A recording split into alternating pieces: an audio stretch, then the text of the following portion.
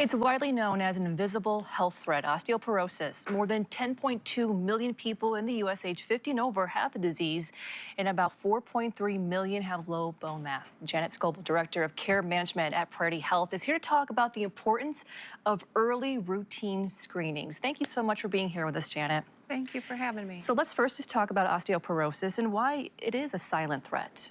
It's a silent threat because you don't get signs that you have it. So unfortunately, a lot of times people don't find out about it until they have an injury or a fracture. And so there are many eligible adults, right, who are not getting bone density scans. Why is that? I think other screenings take precedence, and for whatever reason, it's just not something people think about. And so it's really important to have that discussion with your doctor to find out if the test is right for you. So who should be screened and when? Women who are postmenopausal, over 50, and have certain risk factors, as well as women over the ages of 65 and men over the age of 70. People who've had certain long-term medications, steroid-type medications, and people with certain thyroid conditions should have that conversation and see if they are right for screening.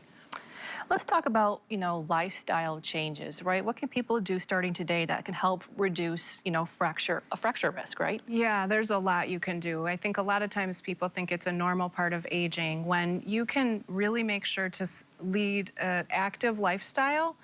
So making sure you're getting exercise that is weight-bearing exercise, such as walking regularly, lifting weights, things like yoga, tai chi, make a difference for bone density. And also your diet. Consuming foods that are rich in calcium and vitamin D is really important.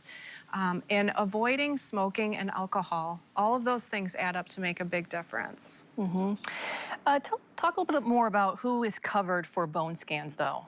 The groups that I discussed, the high-risk women between the ages of 50 and 65, and then folks who, women 65 and older and men 70 and older with Medicare would be covered, but I do recommend calling your insurance company to make sure you don't have a cost share and checking on your benefits.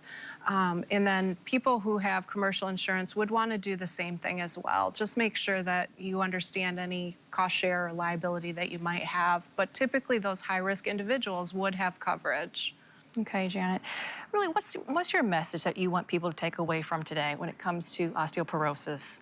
Oh, our skeleton is so important. Making sure that you take care of your skeleton and your bone density is just as important as getting your mammogram, getting your colonoscopy screening. So please be sure to make time to have that conversation with your doctor about whether or not you need to be scheduled for a screening. Okay, yeah, we can't forget this one, right? Yes. All right. Janet, thank you so much. With Priority Health, thank you so much for joining us. Thank you for your time.